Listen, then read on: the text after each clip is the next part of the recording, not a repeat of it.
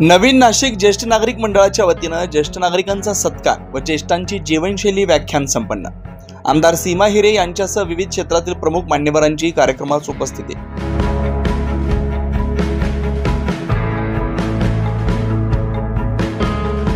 नवीन नाशिक ज्येष्ठ नागरिक मंडळ सिडको यांच्या वतीनं सोमवारी शहरातील हिंदू हृदय सम्राट बाळासाहेब ठाकरे क्रीडांगणाच्या सभागृहात ज्येष्ठ नागरिकांच्या वाढदिवसानिमित्त सत्कार समारंभ तसेच ज्येष्ठांची जीवनशैली या विषयावर व्याख्यानाचे आयोजन करण्यात आले होते। कार्यक्रमाच्या सुरुवातीला मासिक सभा मंडळाचे अध्यक्ष आप्पासाहेब देसले यांच्या अध्यक्षतेखाली मंडळाची मासिक सभा संपन्न झाली। कार्यक्रमासाठी प्रमुख पाहुणे म्हणून व्यासपीठावर नाशिक पश्चिम मतदारसंघाचे आमदार सीमा हिरे, यशवंत क्लासेसचे संचालक यशवंत पाटील, 9 न्यूज महाराष्ट्र वृत्तवाहिनीचे संचालक अशोक फुटे, सामाजिक कार्यकर्ते राहुल गणोरे, सामाजिक कार्यकर्ते कैलास चुंबळे, सामाजिक कार्यकर्त्या शिवानी पांडे, ज्येष्ठ नागरिक प्रकाश पी चकोर उपस्थित होते। यावेळी आयोजकांच्या वतीने उपस्थित मान्यवरांचा तसेच वाढदिवस असलेल्या ज्येष्ठ नागरिकांचा श्वाल पुष्पगुच्छ देऊन सत्कार करण्यात आला। यानंतर यशवंत पाटील यांनी आपल्या ज्येष्ठांची जीवनशैली या व्याख्यानातून वय वाढल्यावर आपली आहारशैली आणि दिनचर्येत बदल करणं आवश्यक आहे, तसेच आरोग्यपूर्ण जीवनासाठी योग्य सवयींचा अंगीकार करणं गरजेचं असल्याचं सांगितलं। त्यांना मुखोद्गत आणि ते नुसते केवळ ज्ञानेश्वरी सांगणारे नव्हते तर तसे जगणारे सुद्धा होते। आणि मग लीलावती कर्वे, शांताबाई शेळके वगैरे असे खूप काही वेगवेगळ्या विविध तऱ्हेचे पक्षाचे लोक मामासाहेब दांडेकरांचं ऐकायला यायचे। सांगायचा मुद्दा हा आहे की आपल्या हातामध्ये जे जीवन आपल्याला प्राप्त झालेलं असतं, कारण जन्म तेव्हा कोठे कसा यावा आपल्या हातात नसतं। आपण ठरवून मी पुष्कळ जरी ठरवलं की शंकरभाऊ ओरोसते यांच्याच पोटी जन्माला यायचं आणि आमच्याच दिवशी यायचं हे आपल्या हातात नसतं आणि केव्हा जायचं हेही आपल्या हातात नसतं। परंतु त्या दरम्यान जे आपल्याला आयुष्य प्राप्त झालेलं असतं त्या आयुष्यामध्ये आपण कसं वागायचं, आता हे वागताना आपल्याला अनेक गोष्टीचा विचार करावा लागतो। आणि विशेषतः आता मी कॉलेजच्या मुलांपुढे बोलत नाही हे मला माहिती आहे। कॉलेजच्या मुलांपुढे बोलताना मला शास्त्रज्ञांची वेगळी उदाहरणं द्यावी लागली असती, परंतु आता आपण सगळे ज्येष्ठ नागरिक आहोत, 60च्या पुढे गेलेलो आहोत। आपल्या हातामध्ये तिथे आपल्या भगिनी वगैरे बसलेल्या आहेत, आपल्या हातामध्ये तसं आयुष्य काहींच्या 5 वर्ष, काहींच्या 10 वर्ष, काहींचं 15 वर्ष, काहींचं 20 वर्ष एवढंच आयुष्य आपल्या हातामध्ये आहे, 20 वर्ष। आणि मग एवढ्या उरलेल्या आयुष्यात आपण कसं जगायचं हे सगळ्यात महत्त्वाचं आहे। मला आत्ताचा विषय तो आहे, आता आपण जगायचं कसं।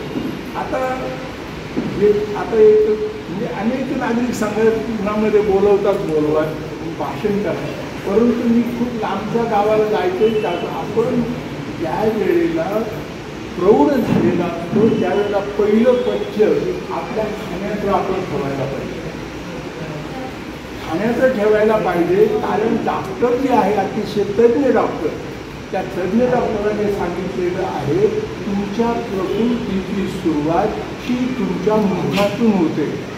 आणि तुम्हाला आश्चर्य वाटेल, आता इथे आमची माई नाही आहे, तिने मला सांगितलं असतं की मी सरदेसाई पुण्याचे HV सरदेसाई कदाचित नाव ऐकून असाल तर ते HV सरदेसाईने फार पुस्तकं लिहिली। त्यांनी सांगितलेलं आहे की आपण जेवण करताना अतिशय घाईत जेवतो, आपलं जेवणावर लक्ष नसतं। खरं वास्तविक आपण पैसा, अडका, उद्योग, धंदा करून जे मिळवतो ते कशासाठी मिळवतो की आपण मिळवतो चांगल्या तऱ्हेनं आहार घ्यावा, चांगल्या तऱ्हेनं तृप्ततेनं जेवावं याच्यासाठी आपला सगळा खाटातो असतो। परंतु दुर्दैवाने आपल्यातील बऱ्याच जणांना बऱ्याच दिवस कळत नाही। मी भाग्यवान असा की मला अतिशय चांगल्या लोकांची संगत लहानपणापासून भेटली आणि आपण म्हणतो संग दया जैसा लाभ तया तैसा। तुम्हाला ज्याची जशी संगत मिळेल तसा तुम्हाला लाभ होईल। जर तुम्ही भगवद्गीता वाचली असेल तर ठीक आहे, नाही वाचली तरी देखील काही काळजी करायचं कारण नाही।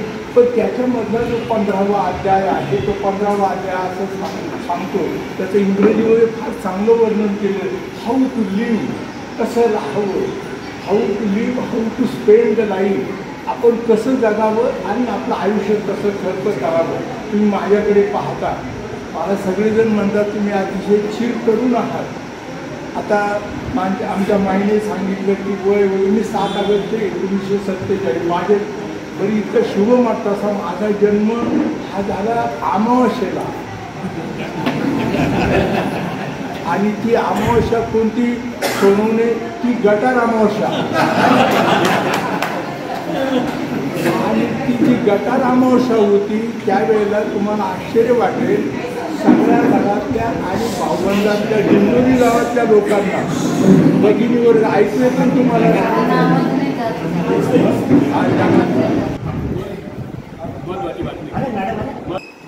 हे आपण ज्या कार्यक्रमाला उत्साहाने हजर राहिले त्याच्याबद्दल सर्वांचं मी अभिनंदन करतोय.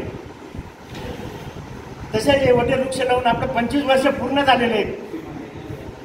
ज्यांनी हे वटवृक्ष रोपण केलेले आहे त्यांचं पहिले मी अभिनंदन करतोय. शिंपी गुरुजी बंद, शिंपी गुरुजी एक मिनिट.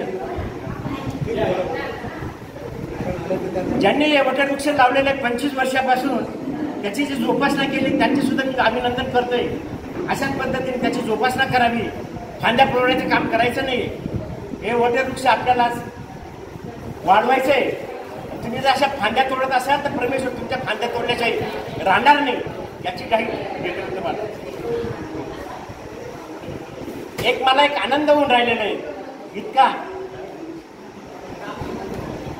17 ते 24 या कालावधीमध्ये जे आपला पेंडिंग रिपोर्ट आहे या पठ्ठ्याने सर्व सँक्शन करून आणलेले धर्मदा आयुक्ताकडून सर्व प्रोसिजर प्रमाणे काम चालू आहे.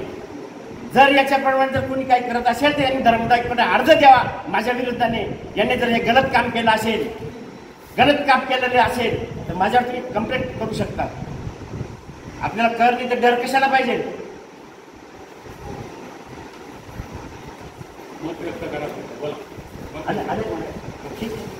मी 12 वर्षापासून या संघात काम करतोय. 8 वर्षापासून सचिव पदासाठी काम करतोय. कारण मी सांगायचो असं नाही असं करा, असं नाही करा, असं नाही असं करा. त्यांच्याच पद्धतीने चालू होतं. बैलगाडी खाली कुत्र चालत त्याला वाटतं मीच गाडी बिन ओढतोय, बाकीचे येडे नाही आहेत. काही नुसती कंपनी आणि घर नाही चालत. नॉन टेक्निकल आणि नॉन क्लिअरिकलचा थोडा फरक असतो. मी जास्त आता कडवट बोलत नाही. कडवट बोललं तर जरा शब्दावर सुद्धा वाढेल. चला असू द्या.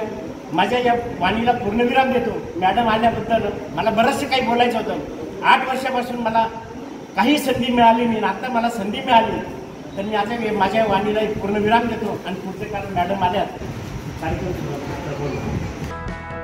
या कार्यक्रमास नवीन नाशिक ज्येष्ठ नागरिक मंडळाचे सर्व सभासद, कार्यकारी मंडळ तसेच महिला मंडळ मोठ्या संख्येने उपस्थित होते. 9 न्यूज महाराष्ट्र ब्युरो, नाशिक.